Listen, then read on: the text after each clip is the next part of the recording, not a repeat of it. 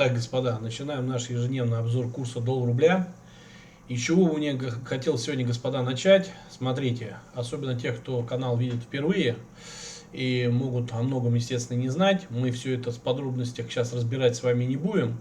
Поэтому я вам сейчас покажу быстренько короткий момент, который, собственно говоря, сразу вам даст понимание, на самом деле, что происходит. Вот обратите внимание, индекс доллара. Вот он у нас непосредственно сам индекс доллара. Видите, он сегодня опять продолжил расти. То есть на самом деле он сейчас находится на 106.17. Я вас предупреждал, что он выйдет на 106.20, 106.40. Но главное не это. Смотрите, берем вот так вот, да, и обратите внимание, вот отсюда он только растет. А что происходит с долларом рублем? Никакого роста не происходит. Это ровно то, о чем я вам все время говорил, что курс абсолютно искусственно управляется Центробанком и Минфином. Никакой прямой зависимости на рост доллара на рубль не оказывает. Да, он оказывает, естественно, воздействие с точки зрения самой динамики по курсу, да, но все равно реальный курс остается в рамках действия того, как ведут операции Центробанк и Минфин. И ровно вот это вам в очередной раз может доказать, без глубокой даже какой-то аналитики, что никакие там те, кто вот анализирует курс доллара стрелочками, уровнями, фибоначчими там и прочее, да, то есть всеми просто самые, называю, распространенные как бы инструменты, которыми пользуется только технический анализ, да, естественно, никакой курс они спрогнозировать не могут, потому что все это чушь и бред, все это работает исключительно фундаментально, то есть в рамках действий Центробанка и Минфина, всевозможных заявлений правительства, геополитики, финансовых каких-то данных, да, связанных с экономикой и так далее. Но никакие стрелочки и уровни не управляют курсом, и предсказать его за счет только рисуночков и стрелочек невозможно. Я это вам говорю постоянно и буду повторять, чтобы когда вы смотрели аналитику подобного рода, всяких стрелочек и уровней, вы четко понимали, что товарищ, который это делает, он никогда в жизни не спрогнозирует курс, и он понятия не имеет на самом деле, что происходит. Он может угадать, в лучшем случае, в какой-то момент. А по факту, вот вы видите, живая картина, индекс доллара, сам доллар, который растет, и, соответственно, рубль должен слабеть. А мы видим, что рубль никуда не слабеет, но и не укрепляется, потому что все происходит абсолютно в рамках действия Центробанка и Минфина. Но это мы с вами дальше сейчас подробнее разберем. Я предлагаю сегодня опять разбить видео на две части. Еще раз говорю, те, кто не хочет смотреть длинные видео, да, а сразу говорю, не получится укоротить, потому что на самом деле очень много факторов, много информации вышло, и, соответственно, мы не просто рисуем стрелочки и уровни, да, поэтому на 5 минут нам не хватит. А вот непосредственно кого интересуют только циферки в конце, тогда есть шортс-видео, можете потом перейти сразу в них и посмотреть конкретно готовый результат. А те, кто хочет все-таки понимать, как и что на что воздействует и каким образом на самом деле-то управляются курсы, да, и что надо понимать и факторы доллара, и факторы рубля, а не просто там рисование, да, поэтому тогда, соответственно, настройтесь, придется сегодня опять немножко побыть подольше в видео, несмотря на то, что мы его сократим с точки зрения полного подробного описания всех факторов, воздействующих на курс доллара-рубля. Но те, которые в данный момент имеют значение, безусловно, разберем. Давайте начнем, господа, с того, чтобы сразу пройдем с вами календарь, потому что много сегодня мы посмотрим еще в телеграм-канале. И давайте начнем с того, что мы с вами сегодня ждали. Значит, смотрите, речь члены ФРС Кашкари. Тут ничего, господа, не поменялось в плане того, что я все это вам, ну, можно сказать, предсказывал заранее по поводу того, что конкретно ФРС будет продолжать повышать ставки, будет продолжать давить на цены на нефть. И никуда этот процесс не денется. В любом случае будет основное, и вообще в принципе все, что будет разворачиваться, это прежде всего будет связано с ценами на нефть. Вот я вам сейчас в телеграм-канале, тут, конечно, у меня, скажем так, отмотаны другие важные события, да, но я вам сейчас покажу просто, чтобы не быть голословным и чтобы вы четко понимали, да. Вот смотрите. Маленькая короткая фраза, чтобы у вас полностью в голове, как говорится, сложилось окончательное подтверждение того, что я вам все время говорю. Нефть упала, запятая, поскольку влияние растущего доллара подорвало спрос. Вот и все. Все, что вам нужно знать. И почему мы все время смотрим за нефтью, да? И за счет чего? Видите, нефть упала за счет растущего доллара. Все. Это то, о чем я вам говорю. Почему мы, когда с вами делаем прогноз по курсу доллара-рубля, и вообще, в принципе, связано прежде всего с воздействием по индексу доллара, мы всегда идем с вами на нефть. Всегда идем на нефть, потому что, еще раз говорю, американцы с помощью доллара давят цены на нефть. Да? И на самом деле, все, что сейчас происходит, господа, это те самые события, которые были во время пандемии. То есть американцам нужна сейчас абсолютно искусственно созданная рецессия, которая должна замедлить все экономики непосредственно по миру, кроме американской. Поэтому за ней они внимательно следят. И смотрите, я вам сейчас покажу. Видите, как написано конкретно? Подорвало спрос. То есть на самом деле намекают на то, что нефть никто не будет покупать. Раз такая цена высокая доллара стала, значит, соответственно, нефть не будет покупать. Почему? Потому что замедляются экономики. Замедляются экономики, потому что подъем денежно-кредитной политики, ужесточение, подъем ставок, он ведет к тому, что экономики начинают внутренне тормозиться. Как мы уже говорили, так как все остальные тоже, соответственно, должны поднимать ставки в борьбе с индексом доллара, да, чтобы доллар, соответственно, догонять. Им приходится тоже поднимать ставки, а тем самым замедляя свою внутреннюю экономику, что в итоге приводит к замедлению общей экономики и в итоге падению как бы спроса. Это такая цепочка, которую вот американцы все время используют для того, чтобы снизить цены на нефть. А им нужно это для чего? Во-первых, чтобы сдержать инфляцию, которую, естественно, они раздули еще с времен пандемии, когда напечатали вертолетные деньги, и, собственно говоря, продолжается это тем более в рамках СВО, куда они тоже забрасывают немерено этих печатных долларов, да, и плюс, соответственно, чтобы Россия в этот момент, да, вот мы два фактора сразу на нефти получаем, и доллара, и рубля, потому что, соответственно, как только нефть начинает падать в цене, российский бюджет начинает не добирать, но добирать, но продаем-то мы нефть не в Brent, да, а непосредственно, а в Urals. Цены на Urals, естественно, начинают тоже снижаться. И это ведет к тому, что, естественно, бюджет Российской Федерации не добирает в рамках и поддержания экономики, и в том числе поддержания СВО. Поэтому цепочка прямая, завязанная, и в связи с этим мы, конечно же, господа, за этим всем следим.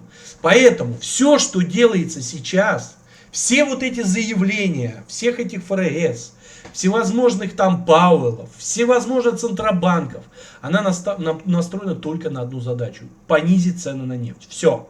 И за счет этого они все время пугают, все время говорят о том, что все будет плохо, экономики тормозятся, что ставки будут продолжать повышаться.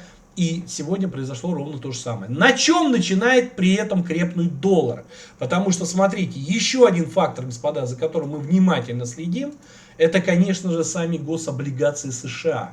И вот сегодня они опять распродавались, потом приостановились. На этом доллар вроде какое-то время постоял, а теперь, соответственно, они опять начинают распродаваться. Да? А американцам, соответственно, очень нужно для того, чтобы укрепить доллар.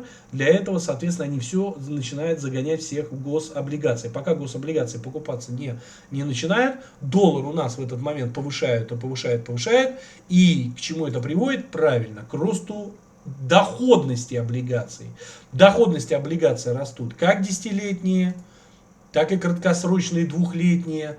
И на самом деле мы уже достигли пиковых значений, 5% с лишним, да, а по сравнению с тем, что было до этого, даже когда индекс доллара у нас был равен практически 112, то есть доходность сейчас облигаций максимальная. И вот вы смотрите, что происходит. В итоге индекс доллара у нас пошел вверх. Вот он дошел до 106.20, помните, я вас предупреждал, что вы увидите 106.40, и это будет не предел, и еще мы можем потом увидеть 107, и я вам говорил, что все абсолютно говорит только о том, что доллар будет расти, все ровно так и происходит, и теперь посмотрим на доллар-рубль, смотрите, вот тут у нас как раз картина будет очень наглядная, опять же для тех, кто канал смотрит впервые, смотрите, в 9 утра у нас доллар пошел там с 7.30 до 9, и вплоть до 10 он достиг пика. Достиг пика, при том, что на самом деле, естественно, он никуда не просел. Даже когда была коррекция, он никуда не ушел ниже того, что был вчера. То есть, по факту, доллар у нас только находится в росте. А что мы видим в доллар-рубле?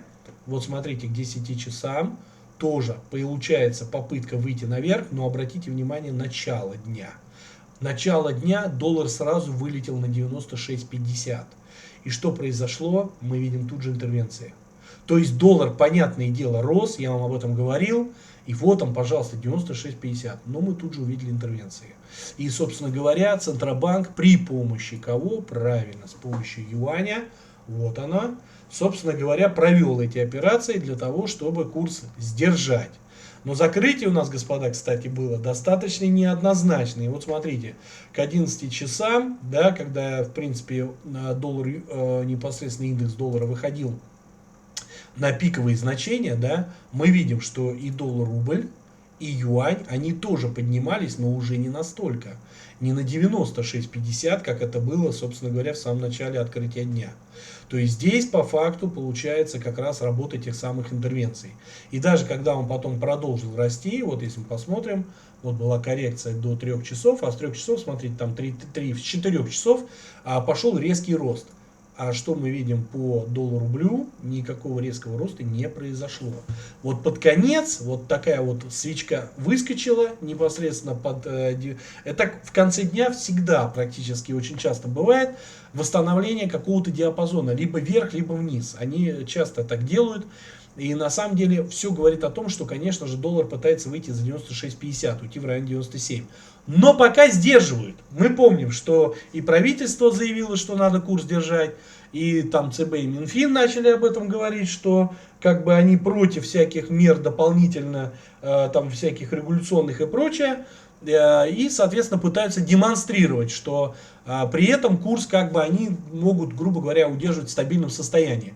Что, в принципе, и требовалось доказать. Поэтому, господа, по большому счету, сегодня, естественно, доллар у нас продолжал расти. Облигации я вам показал. По юаню тоже. Что, естественно, происходило с нефтью, господа. Потому что, на самом деле, почему, собственно говоря, индекс доллара у нас вот здесь, да, вышел вот в эти максимальные значения, именно в районе там с 9 и начал такой основной рост, да, и вплоть до 11, да, ну там, да, практически до 10,5, да, смотрите, смотрим нефть, вот она, с 9, обратите внимание, нефть была в районе 92, да, и вот они начали его давить. Начали давить нефть, начали давить. И вот к 11 часам они достигли пика, когда нефть в итоге скатилась практически до 90. Потом доллар дал небольшую коррекцию, и вот мы видим сразу нефть тут же пошла восстанавливаться. А сегодня мы по ней, естественно, ждем, господа, очень важные, естественно, данные. Так что вот такая картина получается. И вы должны ее понимать. То есть на самом деле давление идет на цены на нефть, как я вам об этом говорил. Соответственно, доллар, естественно, растет, потому что цены на нефть тоже растут, да? И, соответственно, курс доллар-рубля в рамках действия ЦБ Минфина сдерживается. То есть так-то он, конечно, должен тоже расти, но за счет того, что есть интервенции, за счет воздействия Центробанка и Минфина, они, соответственно, этот курс держат. Вот смотрите, как сегодня было наглядно вот эта наша секция, да, в которой мы смотрим. А мы уже говорили, что курс управляется юань к рублю именно непосредственно в секции расчетом на завтра. Да. Здесь у нас работает ЦБ, а здесь работает Минфин, евро. И обратите внимание, какая последняя сегодня была свеча по евро. Вот помните, мы до этого все время, да, снижали вот этот диапазон. Вот здесь мы вначале были на максимальных значениях, потом начали постепенно уходить ниже этого диапазона. И вот сегодня его тупо восстановили. Притом, естественно, тут же взлетел и юань к рублю, и доллар к рублю. То есть вот здесь вот прям произошло выход за 103. А так в течение дня они все-таки старались сдерживать, да, все-таки они проводили интервенции, здесь работал Минфин, здесь работал ЦБ, в итоге они, так сказать, курс держали. И вот мы видим, что за 96.50 не вышли, но закрытие неоднозначное, господа, сейчас мы к этому вернемся. Теперь давайте разбираться. В итоге, после всех заявлений ФРС, что американцы прежде всего зачем следят? А следят они, господа, за своей собственной экономикой. Если их экономика начинает давать сбой, да, то тогда они начинают задумываться о том, что надо как-то со ставками там решать вопрос. Да? Если экономика продолжает чувствовать себя неплохо, то тогда можно ставки и дальше повышать, и чтобы все остальные в этот момент, естественно, замедлялись. А Америка на фоне остальных пыталась, соответственно, все равно, как говорится, быть устойчивой. И вот смотрите, кстати, я покажу еще один вам сегодня параметр. Это, конечно, американский рынок, S&P 500. Смотрите, пробил он, естественно, в итоге 4320. И пошел даже на пробой 4300. Уже дорога идет на 280. Ну тут, господа, как бы несколько событий связанных. На самом деле, естественно, давление доллара, давление вот этих ожиданий денежно-кредитной политики ужесточения, безусловно, давит на рынок. Это абсолютно точно. Естественно, они выключают риск он для того, чтобы всех загонять в госдолг, чтобы все покупали, естественно, облигации, сам доллар, да, за счет этого они его и укрепляют. То есть доллар выступает защитным активом. Это мы сейчас тоже с вами, собственно говоря, посмотрим. Да, они даже золото сегодня достаточно неплохо продавили. Но есть еще один момент, господа. А это именно шотдаун правительства американского, который может произойти, если они не утвердят бюджет. Вот это тоже определенный фактор, который негативно влияет на ситуацию с рынками, да, и, соответственно, укрепляет в том числе доллар, потому что, как я еще раз говорю, американцы создают везде проблемы для того, чтобы вкладывались все в доллар, потому что доллар как защитный актив, да, даже золото не работает так, как доллар, пока вот эта история там с БРИКСом, с принятием каких-то других механизмов не провела, собственно говоря, эту отвязку, да. Ну и прежде всего, конечно, цены от нефти тоже надо отвязывать от доллара, тогда вот этот механизм перестанет работать. А пока он именно так работает. И теперь смотрите дальше. Поэтому я говорю, никакие стрелочки, уровни, художества всевозможных типа аналитиков, они, естественно, не помогут.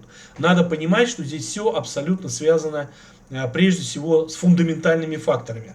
А такие товарищи, как биржевик, они вообще отвергают фундаментал, они в это не верят, сами лично об этом заявляли. Теперь смотрите дальше, господа. Так как мы все-таки вам с вами сказали о том, что мы смотрим зачем, за американской экономикой, вот и пошла та статистика, которую мы ждали. Смотрите, число выданных разрешений на строительство США ухудшилось. Индекс доверия потребителей, вот это было самое важное, сегодняшнее событие. Индекс доверия потребителей. Это то, о чем говорил Пауэлл. Когда Пауэлл выступал, он тогда сказал, вот пуленепробиваемые потребители, как они будут себя чувствовать, вот мы будем за этим смотреть.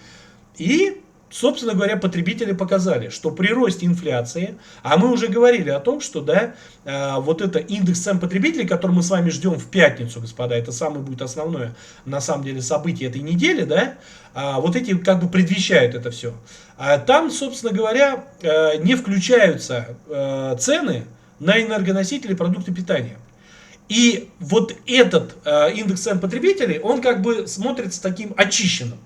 А вот здесь ситуация, да, непосредственно самих вот этих вот доверия потребителей, она показывает, а насколько те товары, в которые не входят в этот индекс цен, да, а, собственно говоря, как раз являются продуктами питаниями, да, дизельное топливо и так далее, да, то, что касается конкретно домохозяйств, насколько при росте цен, а они идут, потому что, как я уже сказал, нефть растет, да, продукты питания тоже дорожают, потому что даже там история с зерновой сделкой там и так далее, да, это тоже определенным образом сейчас цены не дают демпинговать по зерну и так далее. Поэтому здесь, соответственно, что происходит? Здесь рост инфляции для потребителей. И вопрос, будут они тратить при такой ситуации или нет? И вот индекс доверия потребителей до этого показывал, что тратят, что они как бы переживают как бы определенные трудности, да, но устойчиво. А сегодня они показали, господа, что они очень сильно снизились. То есть на самом деле потребление начинает в США падать.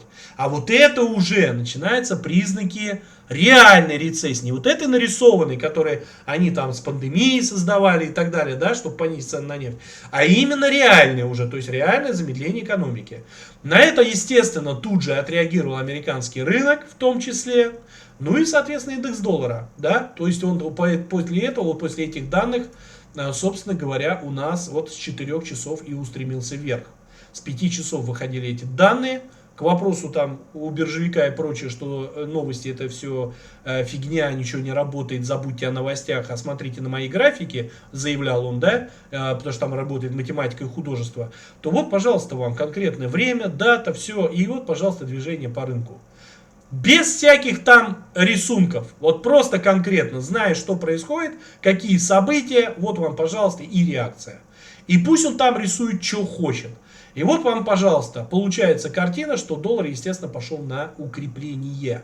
Хотя на самом деле это говорило о том, что ситуация со ставками, она фактически становится опасна. То есть дальше поднимать ставки становится проблематично, так как экономика начинает замедляться. Но с другой стороны, мы понимаем, что доллар опять что? Это убежище, это защитный актив, и при любом кипише, как только включается риск-офф, а мы увидели, что американский рынок падает, то есть риск-офф включился, все перетекают куда? В доллар. Что, в принципе, и нужно американцам.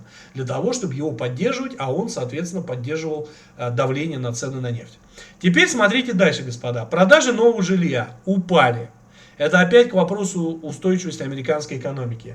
Они как бы непосредственно все, что связано с жильем, и до этого чувствовали себя не очень хорошо. Вот потребление шло уверенно все равно. А вот продажи нового жилья и все, что связано с рынком недвижимости, было очень нехорошо. Поэтому здесь, в принципе, без сюрпризов, но это тоже дополнило картину. Потом дальше смотрите, аукцион по размещению двухлетних казначейских нот, господа. Это, как я уже вам говорил, это непосредственно те самые облигации, да, двухлетние, которые, соответственно, нам их дают тоже понять.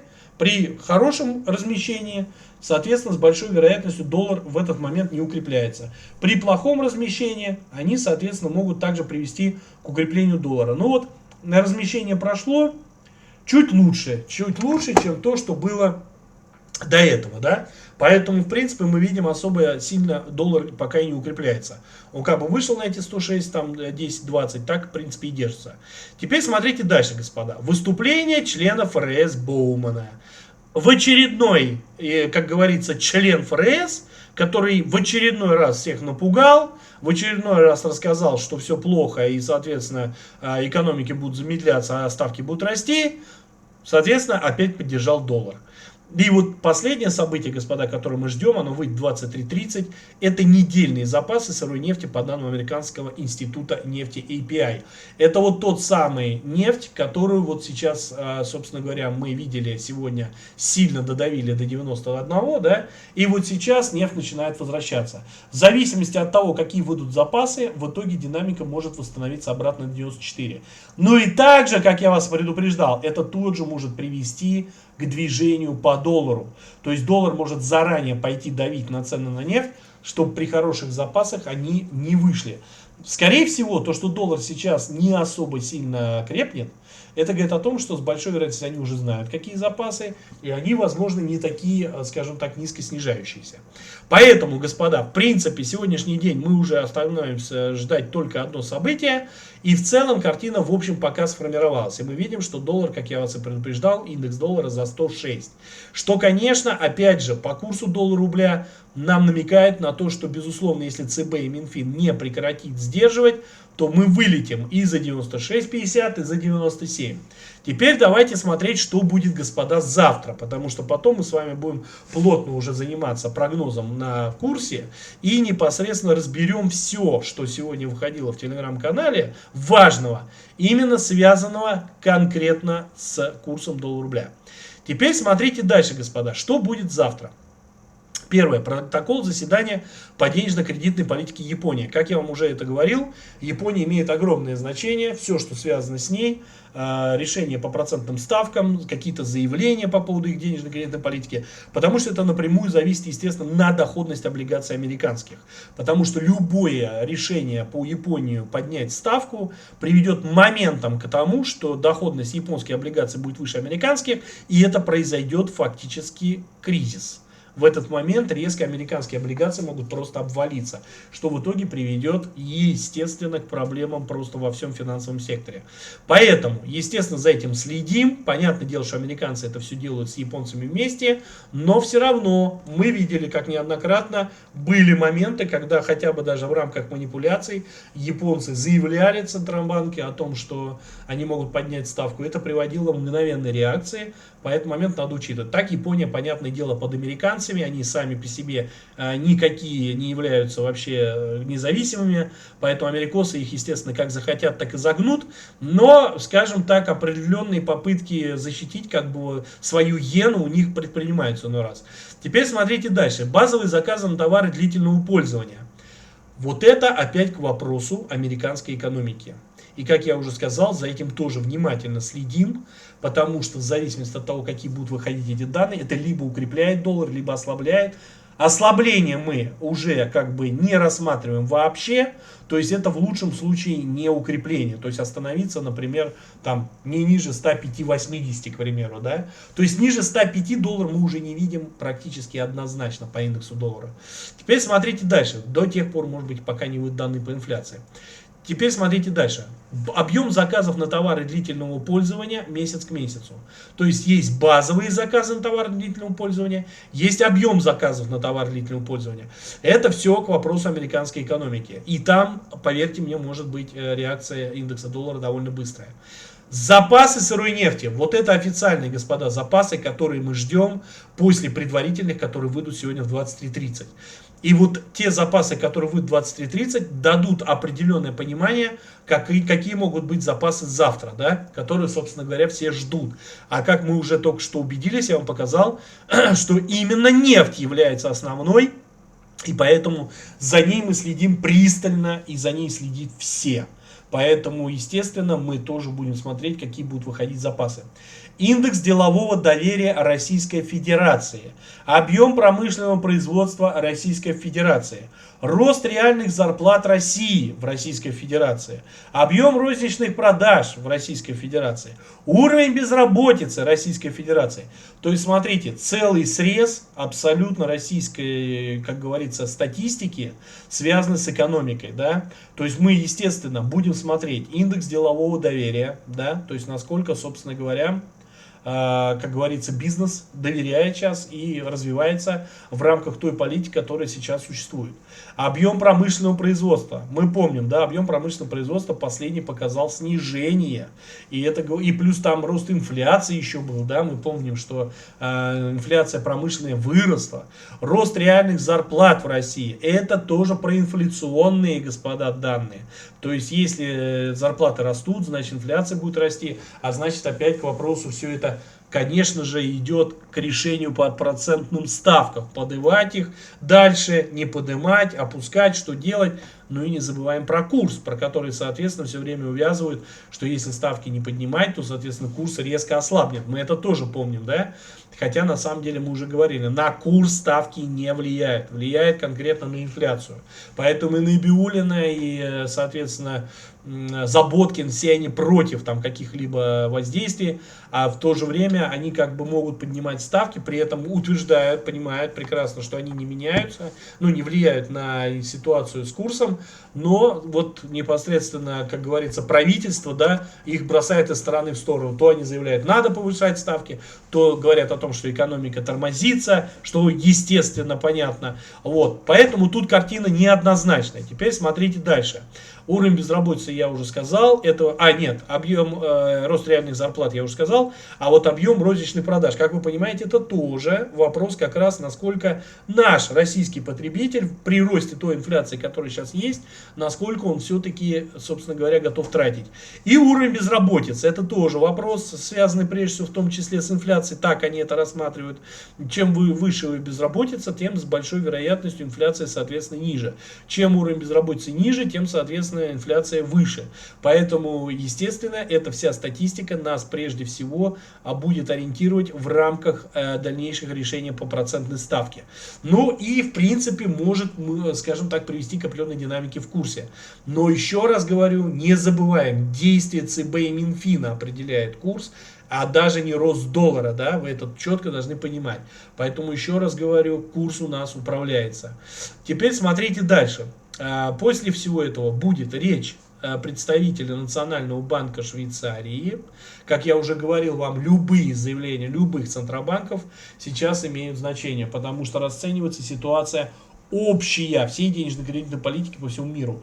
И смотрите, аукцион по размещению пятилетних казначейских нот США. Как вы понимаете, это вопрос пятилетних облигаций, что тоже будет иметь значение. И как они разместятся, тоже будет иметь значение для того, чтобы доллар или пошел на укрепление, или на ослабление. И ВВП Российской Федерации месячный. Вот такие, господа, у нас выходят данные завтра. Сразу говорю, все они достаточно серьезные. они могут привести к достаточно сильной динамике по курсу доллар-рубля. Вот если я вам в понедельник говорил, что не будет никаких сильных там движений, да, потому что как бы ничего серьезного не было, то конкретно уже непосредственно вот эти данные, они могут привести достаточно к реально серьезной динамике. Это надо четко понимать. Вторник мы закрыли фактически тоже, как вы видите, на укрепление доллара. Ну, я вас об этом предупреждал. Теперь давайте посмотрим, господа, все-таки, так как мы смотрим, все-таки, как я уже говорил вам, именно вот в этих секциях за прогнозами курса доллара-рубля. Но прежде чем мы с вами туда, господа, пойдем, да, хотя я вам уже про это говорил, что здесь мы смотрим прежде всего за юанем. И обратите внимание, мы в очередной раз вроде как не пробили 13.20. Ну и не уходим ниже 13.10, то есть 13.15 практически все время по юаню удерживается, и ниже 13.10 мы не уходим. Я вас сразу говорил, нету никаких причин для укрепления рубля. И я вам сразу сказал, что ниже 95.50 мы, скорее всего, уже его не увидим, пока в ближайшее время точно. А здесь с большой вероятностью уже начинает закрепляться и 96, что уже не ниже 96. А вот верхний диапазон, пока у нас, мы уже говорили, не выше 97, 97,5 в моменте, не выше 97 в диапазоне, но Центробанк и Минфин здесь полностью правит балом. Как они будут управлять, это уже, как говорится, будет в рамках того, что они будут хотеть сделать. Но и теперь давайте, смотрите, сразу перейдем к тем данным, которые я вам хотел показать в телеграм-канале. Очень важные на самом деле, имеют огромное значение. Вот смотрите, так, подождите, вот это мы были. Вот смотрите. Опасения по поводу прихода экономической рецессии вновь стали давить на фондовые сырьевые рынки. Ведущие мировые центробанки подтвердили свою приверженность борьбе с инфляцией, сигнализируя, что жесткая политика может сохраняться дольше, чем предполагалось ранее. Более высокие процентные ставки замедляют экономический рост, что ограничивает спрос на нефть. Напомню, что ранее в сентябре ФРС сохранил ключевую ставку, допустив ее новое повышение до конца года. Это вот к вопросу о том, что я вам рассказывал по поводу ситуации, связанной непосредственно с ценами на нефть и почему это так сильно взаимосвязано непосредственно с курсом доллара-рубля. Теперь смотрите дальше. Ввозные таможенные пошлины с привязкой к курсу рубля, которые вводятся с 1 октября, лишат компании только части непредвиденного прироста выручки. В результате ослабления национальной валюты, заявил статс-секретарь замминистра финансов Алексей Сазанов. На прошлой неделе правительство Российской Федерации утвердило постановление, согласно которому с 1 октября 2023 года и до конца 2024 года в Российской Федерации вводятся экспортные пошлины на широкий перечень товаров в размере 4-7% при курсе доллар-рубля 80 рублей и выше. Так, при курсе 80-85 рублей за доллар США ставка составит 4%.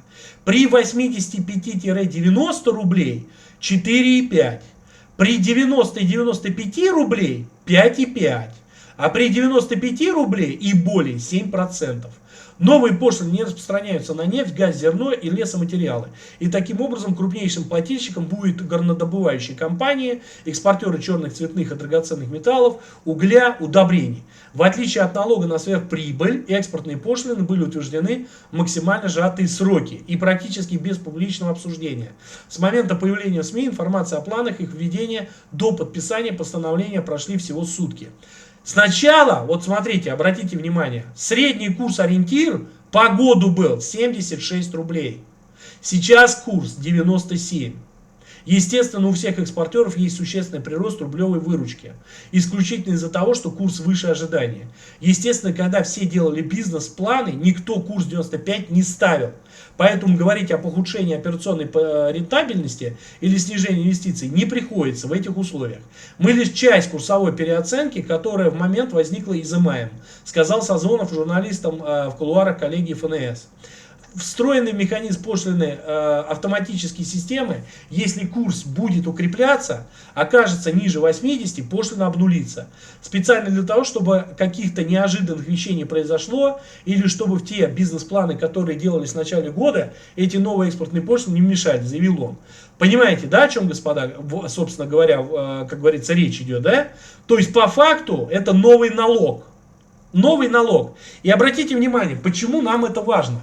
Обратите внимание, сначала средний курс Ориентир по году был 76 рублей.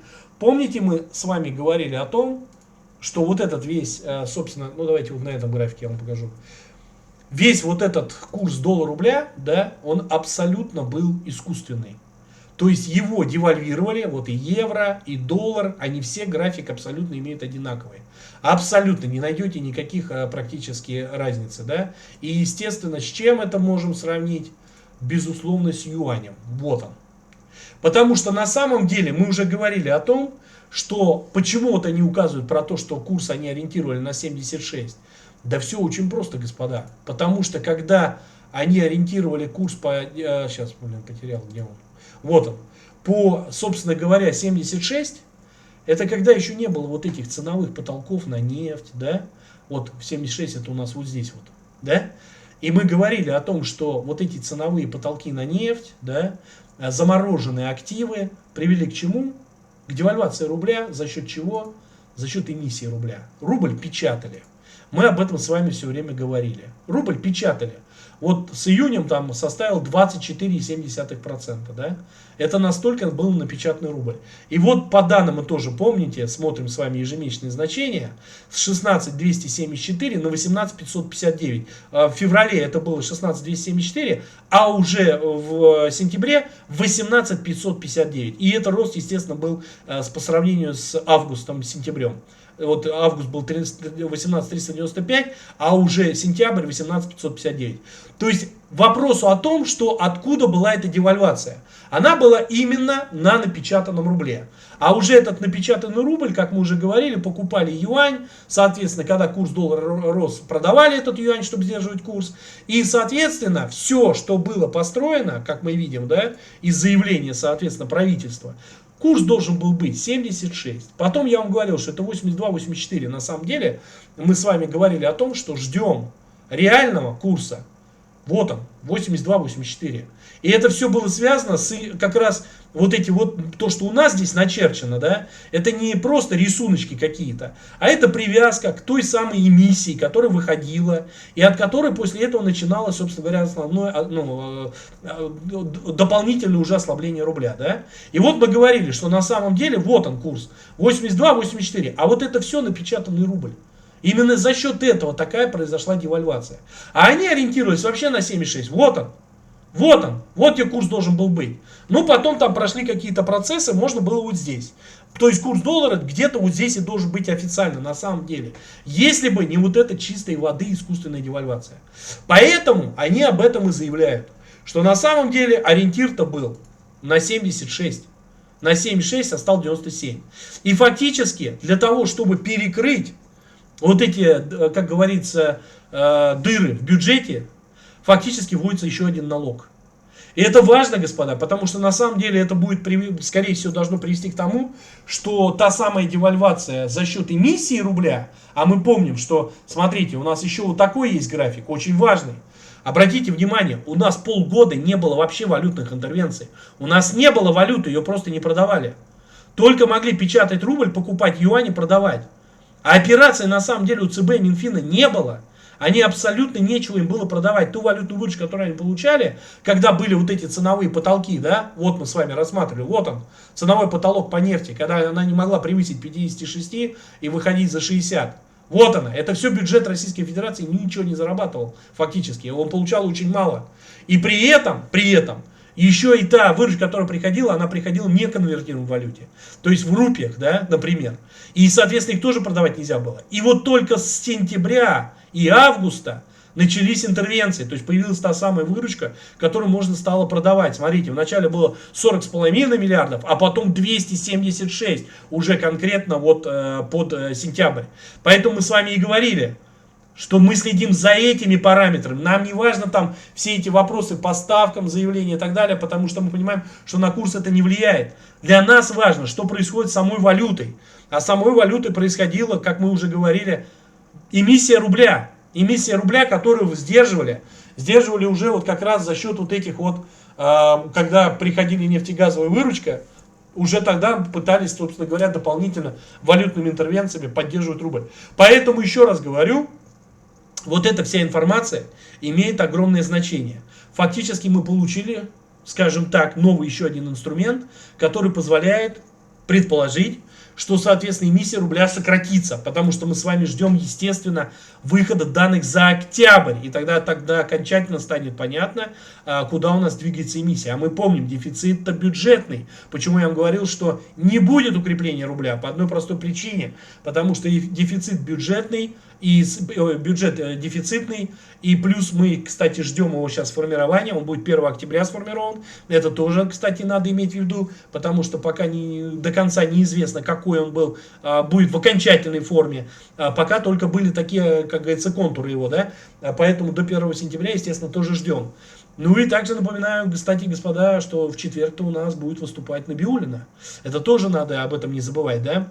Теперь смотрите дальше, господа. Это первая информация. То есть мы получили информацию, как бюджет будут перекрываться. А мы помним, разговоры были о том, что там будет ЧЗФЗ, но мы также помним, что аукционы эти проходят плохо, занять денег на самом-то деле не получается, растет в целом как бы экспортная выручка, как опять заявляло правительство, не только нефтегазовая, что тоже должна перекрывать. Но, в общем, это все говорит о том, что курс в лучшем случае все равно стабилизируется, но никак не укрепится.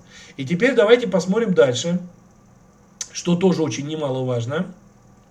Вот, кстати, тоже интересный момент. Согласно данным Департамента переписки и статистики правительства Гонконга, поставки золота из Российской Федерации за первые 7 месяцев текущего года выросли почти в 12 раз в годовом выражении. Это к вопросу, как уходит все-таки постепенно от доллара. Теперь смотрите дальше. Значит, что еще важно? Вот смотрите. Вот, тоже интересная у нас тут статья. Но она длинная, смотрите, вот последние дни российский рубль ведет себя спокойно и даже незначительно укрепляется по отношению к иностранным валютам. Такая динамика поддерживается периодом роста продаж валютной выручки экспортерами перед предстоящим налоговым отчислением в конце месяца. Да, мы помним, да, у нас 28 числа будет НДПИ, но я не верю, что они там каким-то образом реально влияют. Фундаментальная причина слабости курса рубля является следствием сразу нескольких важных факторов, но прежде всего это общая нехватка твердой валюты в стране. Это той самой твердой валюты, господа, о которой мы говорили. То есть, например, в рупиях вы продавать ее не сможете, да, купить вы на нее тоже ничего не сможете. Это не конвертируемая, по сути, валюта. Соответственно, когда у вас нету как чисто в виде валюты, и еще к тому же, когда правительство разрешило, например, не всю экспортную выручку вводить сюда, в страну, да, чтобы, например, импортеры могли что-то покупать без каких-то там рисков, да, и не дополнительно не конвертируя, то, соответственно, естественно, продажа какая идет валюта? Только того самого юаня, который покупают на тот же печатанный рубль. Вот и все. Поэтому, естественно, вот за этими фразами общими, нехватка твердой валют в стране, это вот как раз это и скрывается. Поэтому здесь на самом деле вот создашь дефицит твердой валюты. Ну ладно, нас это вот не столь важно, да. Интересно, сколько нас интересует. Ну вот как раз про Минэкономразвитие. Сейчас я вам покажу просто полную эту. Просто вот это вы можете прочитать, если захотите, к нам в телеграм-канал. Там достаточно много интересной информации. Но я хочу обратить внимание сейчас непосредственно на заявление самого Решетникова. Значит, смотрите. Но главное, ради чего задумывается Так, не это, простите, не здесь. Один момент, это мы вернем. Так, просто там очень долго читать. Вот, смотрите. Прогноз Минэкономразвития указывает на ожидаемое укрепление курса рубля в 4-м квартале с 2023 года и первом полугодии 2024 года. И теперь слушайте внимательно, какие они дают значения. Достигнув пика в июне 2024 года, после этого рубль начнет постепенно ослабевать. Согласно прогнозу социально-экономического развития Российской Федерации на период 24 по 26 год. Прогноз был одобрен правительством, представлен Интерфаксу. Согласно прогнозу, в декабре 2023 года, а помните, у нас с вами была такая старая выкладка, мы вот здесь ее с вами смотрели, вот здесь мы с вами ее смотрели, да? Вот они. Вот тоже заявление Минэкономразвития, какой они там собирались тогда ожидать курс. В районе там 61 рубль в сентябре, в октябре 62,7, в ноябре 64,4. И мы помним, да, где мы в итоге оказались. Так вот, что они заявляют. Согласно прогнозу, в декабре 2023 года курс составит 94 рубля и 3 копейки. Это к вопросу о том, что я вам говорил, что 95 мы пробивать не будем в ближайшее время. за доллар. И 105 рублей за евро. Смотрите, евро растет. У нас там мы видим диапазон 103 держит, да? А вот здесь уже заявляет на 105. И вот мы видим, что сегодня как раз евро, обратите внимание, очень показательно. Оно сегодня как раз и пробило 103, смотрите. И в итоге опять выходит вот в этот период 105,5.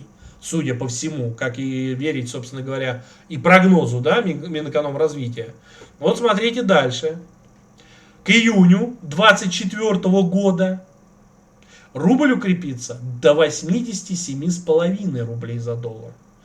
И 97,5 рублей за евро. Когда, господа? К июню 2024 года. То есть фактически, практически год еще ждать для того, чтобы он туда пришел. И, естественно, как вы понимаете, за этот период времени никакого укрепления не будет. Однако, по прогнозу Минэкономразвития, курс евро будет ниже 100 рублей всего 5 месяцев. С мая по сентябрь 2024 года. В декабре 2024 года министерство ожидает курс на уровне 91,7 рублей за доллар. И 102,3 рубля за евро. Смотрите, господа, самое интересное, я вам сейчас покажу, а ведь все это у нас расчерчено.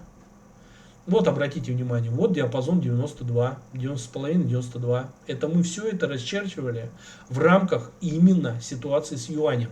Не вот это мы брали, да, как там техники бы это делали. Вот он у нас, импульсный бар, по которому, собственно говоря, юань, доллар, да, вот они, пожалуйста, давали новый диапазон, где начиналась новая девальвация. И мы уже говорили о том, что для того, чтобы достичь нам 92, нам нужно будет пробивать 12,60. То есть нам надо будет пробить 12,80 по юаню и 12,60. И вот только тогда мы увидим по доллару-рублю, это по юаню я вам сказал, да, 92,90. Вот этот тогда диапазон мы увидим. И вот они нам об этом в принципе и заявляют, подтверждая в очередной раз, что, еще раз говорю, курс девальвирован искусственно. Прогноз отмечает, что давление на торговый баланс и курс рубля со стороны внешней торговли будет постепенно ослабевать к концу 2023 года. И рост цен на нефть и другие экспортные товары на мировых рынках, начиная с июня 2024 года, изменит ситуацию. Увеличение притока иностранной валюты и диверсификации его валютной структуры. Также способствует укреплению курса рубля в конце 2023 года и первой половине 2024. К середине 2024 года курс российской валюты к доллару стабилизируется в диапазоне фанфары 90-92 рублей за доллар. Согласно прогнозу министерства. Вот что и требовалось доказать. Вот этот диапазон, господа, чуть ли не в конце года. Целый год еще надо ждать, как минимум через год они только могут пригнать сюда. Минэкономразвития РФ прогнозирует среднегодовой курс доллара в 2023 году на уровне 85,2, вранье. Туда они его просто не погонят. Среднегодовой курс доллара в 2023 году на уровне 85,2 это чушь. Его просто там не на чем быть.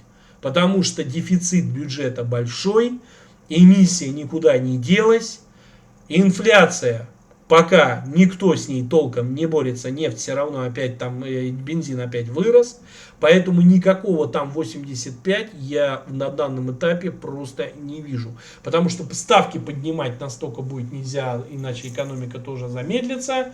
Вопрос той выручки, которая будет приходить. Но мы сами видим картину, доллар будет расти, индекс доллара будет расти, поэтому никакого там 85 на данном этапе, ну просто я в это не верю. А в 2024 году 90, то есть вот так вот. Вначале было 82,5, а потом к 2024 90. В 2025 году 91,1, а в 2026 92,3. Смотрите, обратите внимание, фактически... Они сказали о том, что курс вот там на 85 побывал, а дальше он только будет ослабевать. То есть к 2026 году это 92,3. То есть в итоге мы вернемся вот к этим значениям. И среднегодовой курс евро, согласно прогнозу министерства, составит 93,4 рубля, а в 2023 году 100,4 рубля, в 2024 102, а в 2025 103,8. Вот и все, что требовалось доказать. Нету никакого укрепления рубля. Все полная, абсолютная фигня. Никакого укрепления никто не ждет. Поэтому на самом деле фактически сдерживать диапазон будут. По доллару-рублю с большой вероятностью, как я уже сказал, пока не пробой 95, с большой вероятностью удержания вообще 96. И вот тут вопрос, выпускает за 97,5-97 или не выпускает. Пока 96,5, 97 в моменте, 97 пиково. Вот пока в таком диапазоне я это вижу. А дальше надо будет смотреть. Если резко пойдет доллар, ничего делать не будут, то увидим и за 98, и 99. 100 не увидим. По одной простой причине, потому что опять это психологический уровень, опять будут кричать правительство 5 и 10. Поэтому здесь, скорее всего, нет. Но в моменте они могут, например, поторговать, потом раз опустить. Они же управляют курсом, поэтому сделать могут все, что угодно. Смотрите, что закрытие у нас сегодняшнего дня. Так как мы все равно в любом случае отталкиваемся от юаня, то здесь картина какая? 13.20, да, 13.20.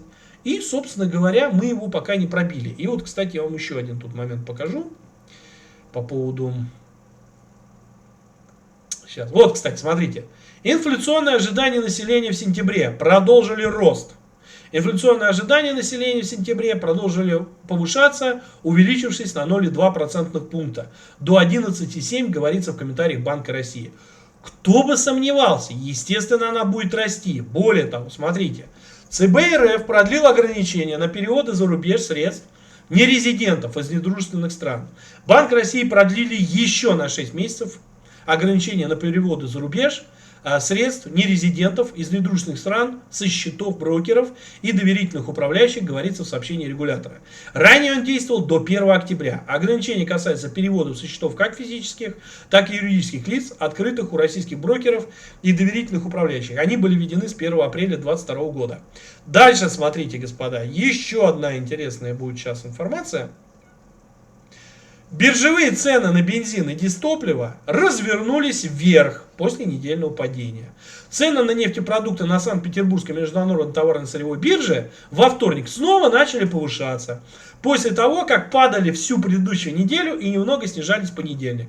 Согласно данным Санкт-Петербургской биржи, да, стоимость АИ-92 по национальному индексу, учитывая данные всех НПЗ страны, во вторник подросла по сравнению с предыдущим торговым днем на 1,8%.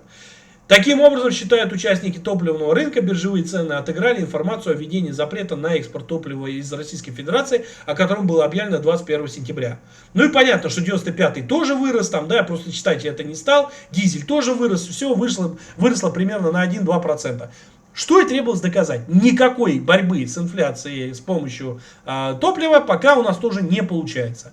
Поэтому, естественно, как я уже сказал, процессы адаптационные продолжаются, экономические. Все не так просто получается сейчас делать. И вот, кстати, смотрите, господа, еще маленькую реплику вам приведу вот здесь, да. Доллар США еще раз доказывает, что он единственное убежище, которое имеет значение. Это сами американцы сегодня написали по поводу того, почему сейчас доллар рост пошел, да, нефть вся упала, все упало, рынки упали, а доллар растет. Вот именно об этом. Поэтому я вам и говорю, что когда мы смотрим за долларом, никакие стрелочки, уровни, ничего это не работает. Никакие рассказы художников на своих картинах тоже. Есть конкретные факторы. И вот эти факторы мы с вами, господа, подробно разбираем. Поэтому, еще раз напоминаю, по этой ситуации с курсами, пока узкий диапазон, пока картина не поменяется в рамках действия ЦБ. Если они все-таки выпустят юань за 13.20, тогда мы увидим 13.25, пока потолок 13.40. Вот 13.40 пока, я думаю, пробивать не будут. 13.20, 13.25 пока под вопросом. Но тут надо понимать, что при этой ситуации доллар-рубль уйдет и на 97, и 97,5. То есть 96,5, 97, 97,5. По доллару пока тоже 97,5 потолок. Но опять же, до момента, когда, так сказать, Центробанк и Минфин не продемонстрируют, что же они все-таки будут дальше делать. Интервенции дополнительные пропали, да, мы помним, они закончатся 22 числа в рамках погашения евробондов. А дополнительных каких-то более усиленных интервенций они не сообщали. По юаню мы видим 13-15 удержит. Плохой знак для курса доллар-рубля. То есть явно рубль на ослабление. И по евро смотрите. Здесь тоже произошло резкое восстановление вплоть до 103,5. Мы услышали с вами про тот курс, который ждет минимального развития. Так что еще раз говорю, ниже 95 мы скорее всего не увидим. Я сегодня, когда вот вел, например, персональных по сопровождению подписчиков, да, собственно говоря, очень четко, внимательно следил за всей этой динамикой, и было понятно, что никакого укрепления рубля у нас не будет. Поэтому, господа, собственно говоря, если, кстати, хотите воспользоваться этой услугой, у нас тоже она здесь в канале присутствует, платная услуга. Можете получать информацию по вашим позициям, по курсу валют и так далее, например, по лучшим точкам входа. Она у нас всегда будет появляться в конце дня. Вот она, пожалуйста. Переходите в эту группу, подаете заявку и, соответственно, с вами свяжутся. И вы можете получать абсолютно в течение всего дня, на протяжении проплаченного периода, да, полную, как говорится, аналитику по всем вашим позициям, курсам и так далее. Также напоминаю вам, что те, кто интересуется не только курсом доллара-рубля, да, а вообще финансовыми рынками, подписывайтесь в принципе на наш телеграм-канал Trader Club, анализ акций. Мы полностью подробно разбираем все ситуации, связанные с рынком. Выкладываем только самую главную важную информацию, которая непосредственно помогает вам торговать, понимать, что происходит в целом на рынке, да, как вести себя дальше там с валютами и так далее. Поэтому подписывайтесь. Также у нас есть живой абсолютно чат, в котором наши участники, подписчики делятся своей же также аналитикой, выкладывают свои материалы, обсуждения и так далее. У нас все это абсолютно не запрещено. Живые дискуссии, подписчики между собой также делятся информацией, поэтому тоже можете, собственно говоря, присоединяться и входить в том числе в чат, да. Так что милости вас просим. Также, собственно говоря, напоминаю, что, конечно же, мы будем делать анализ каждый день. Как вы видите, курс плавающий, поэтому никакие стрелочки, никогда это не перестану повторять, потому что иной раз мне даже YouTube рекомендует некоторых там аналитиков по курсу. Я слушаю просто этот бред, который несут, притом рассказывая, привязывая к своим стрелочкам и уровням. И я просто понимаю, что людей просто дурят. Люди, не понимающие вообще, чем занимаются на самом деле. Но люди-то ориентируются на эти прогнозы. Люди там входят в позиции. Поэтому еще раз говорю, господа, не ведитесь на тех, кто занимается рисованием стрелочек и уровней. И это все работает в моменте, когда, как говорится, там внутри дня, например, просчитать, где, куда может дойти коррекция, но вы должны четко понимать, на чем произойдет движение. Более того, на чем произойдет падение. Поэтому все эти стрелочки, уровни, они только определенные процентные соотношения могут показать по коррекции, по достижении каких-то максимальных значений. И то все это абсолютно будет фактически на 100% не работать. Это будет процентов там на 95, на 85 в моментах. Как только выступит фундаментал, весь ваш черту вот этот технический анализ полетит к ядрене фини. Поэтому вы должны четко понимать, вот компания объявит о дивидендах, например, или компания объявит какой-нибудь там отчет, и все, и похрену, где вы там что нарисовали. Вы увидите совсем другие значения, поэтому не ведитесь на все это фуфло. Люди просто проще всегда нарисовать что-то на графике, чем по-настоящему что-то проанализировать. Анализ сделать очень сложно, тем более провести его многофакторно. Поэтому проще всегда нарисовать рисуночки, которые в принципе учат рисовать чуть ли не каждая книга. Поэтому все рисуют одно и то же. Все делают анализ один и тот же. И теперь подумайте, если все рисуют одно и то же, анализ делают одно и то же, как можно в принципе прогнозировать рынок? После этого рынок ведет в другую сторону и засаживает всех как раз как хомяков в позициях. Именно потому, что все видят одно и то же. Поэтому, господа, если вы хотите все-таки реально понимать, что происходит на рынке, как это происходит, из-за чего это происходит, как курсы валюты на самом деле управляются, какие факторы на них влияют, тогда следите за нами. Каждый день мы, естественно, эти видео будем делать. В конце недели, в пятницу, мы подводим итоги, господа. Неделя будет очень непростая, и в итоге посмотрим каким образом мы будем закрывать, какой диапазон по курсу установится. И также, соответственно, в воскресенье будем обзор делать следующей недели, в которой мы подробно будем разбирать следующую неделю и все события, которые будут связаны с курсом доллара-рубля. Поэтому, ну и с рынками в целом. Поэтому, если не хотите ничего пропустить, хотите реально разбираться, а не заниматься, как говорится, созерцанием картин в галерее, то тогда подписывайтесь на нас и будьте в курсе.